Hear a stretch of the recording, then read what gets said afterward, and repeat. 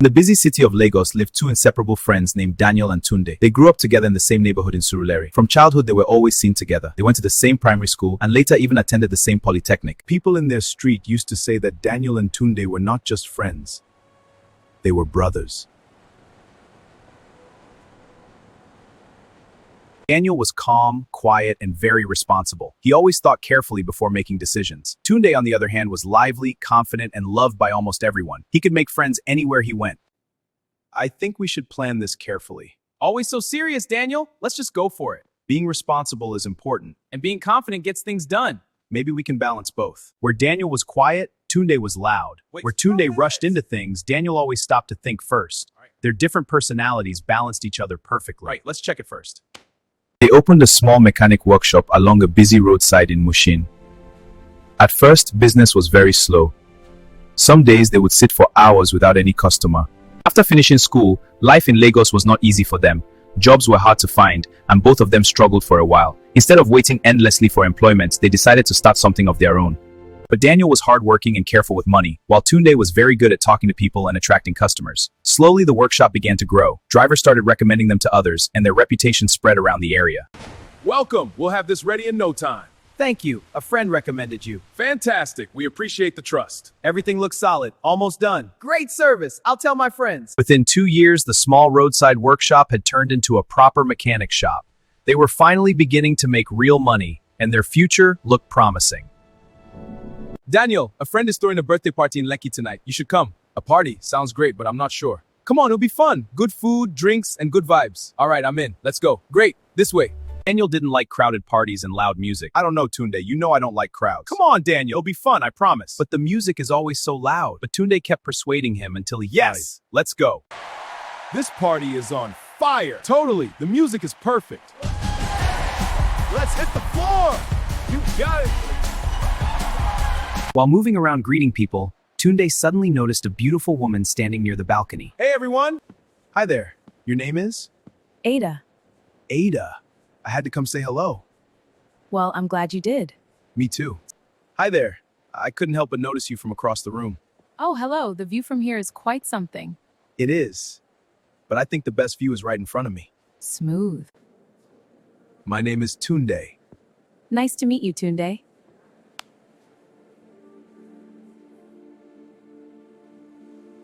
Ada, this is my buddy Daniel. Hi, Daniel. Nice to meet you. Hi, Ada. Pleasure's all mine. Ada's the one I told you about. Oh, really? All good things, I hope. Of course. Hello, it's a pleasure to meet you. The pleasure is mine.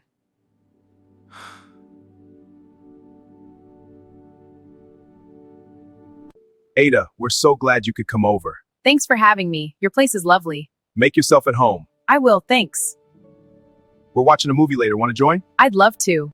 Tunde started dating her, and at first everything seemed perfect. They went out often, visited restaurants, and spent weekends together. I'm so glad we're here. Me too.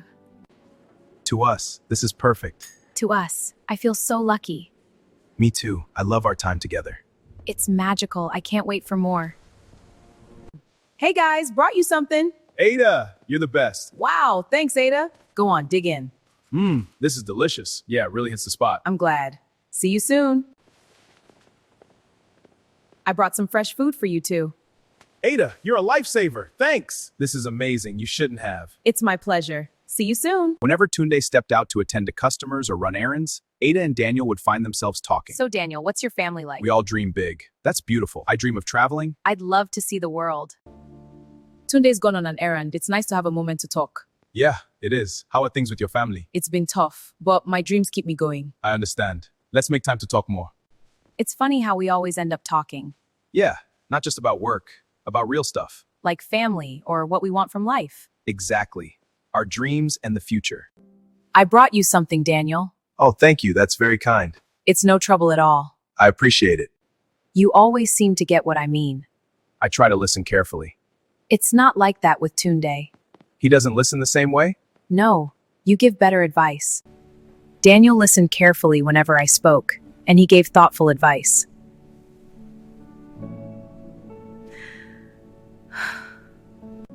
Tunde shouldn't be too much longer with the food. Daniel, I sometimes feel you understand me more than Tunde does. You think so? Yes, I do. I don't know if we should be talking like this. Why? It feels so natural. Because it's not right. We shouldn't. But it's already started, hasn't it? Yes, I think it has. Not long after, Tunde started noticing small changes. Ada mentioned Daniel's name often. Sometimes he would see them laughing together when he returned to the workshop. Although nothing looked suspicious, a strange feeling began to grow inside him. Daniel, do you like Ada?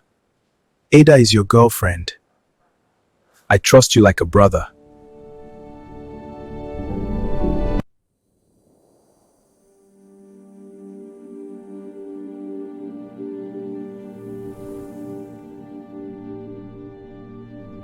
Hey, Daniel, you're working late. Yeah, just finishing up. What brings you by? I was in the area. Need a hand? I'm good, but thanks. It's nice to see you. I'm in love with you. What? I've been wanting to tell you. Tunde can never hear those words. It would collapse everything. But he will find out. No, it can't happen. You need to leave before he returns. Okay, I'm going. But what Daniel didn't know was that Tunde had followed Ada that evening because he already suspected something. Thanks for the help, Daniel. Anytime, Ada. Glad I could help. I see.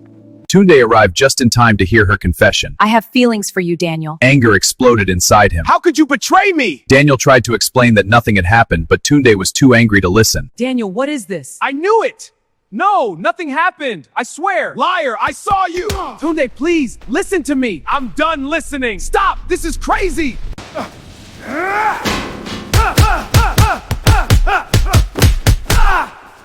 Stop! Both of you! I never want to see either of you again! The next morning, Tunde went to the bank and withdrew all the money from their business account. He locked up the workshop and disappeared without telling Daniel where he was going. In one night, their friendship, their business, and the brotherhood they had built for years completely collapsed. 3 years later, Daniel had managed to rebuild his life slowly. He worked tirelessly and eventually opened another mechanic shop in another part of Lagos. Ada had long left the area. Too much damage had already been done. She felt pain and heartbreak. Daniel and Ada never started a relationship. The situation had destroyed too much for anything to grow from it. One quiet evening while Daniel was working at his shop, a familiar voice called his name. He turned around and saw Tunde standing at the entrance. Tunde looked older, tired, and worn out by life. For a moment, neither of them spoke. Daniel, you chose Ada over our friendship. I actually chose our friendship, which was why nothing ever happened between me and Ada. After years of anger, he finally realized that everything they built together had been destroyed over someone who was no longer even part of their lives.